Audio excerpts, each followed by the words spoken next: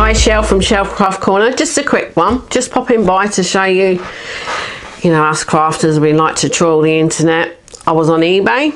I love Tim Holtz. I found these nice blueprint stamps, as we call these. These are ones in rubber and these are in polymer.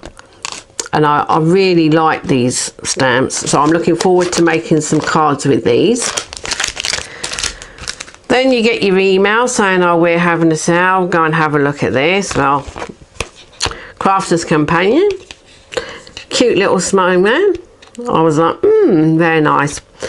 Dies, words, make some little cards, so I'm looking forward to making some cards with that one. This one, however, is going to be a multimedia project that I will do a YouTube on. It's MDF coasters and a holder. So this will be great for a YouTube. So I'm going to save that for a YouTube. So, like I said, just a quick one. So if you could like and subscribe, that makes me happy. If you click the little bell, it will tell you next time I pop something up. As for these, I will put pictures on my blog, which is shellbower.blogspot.com.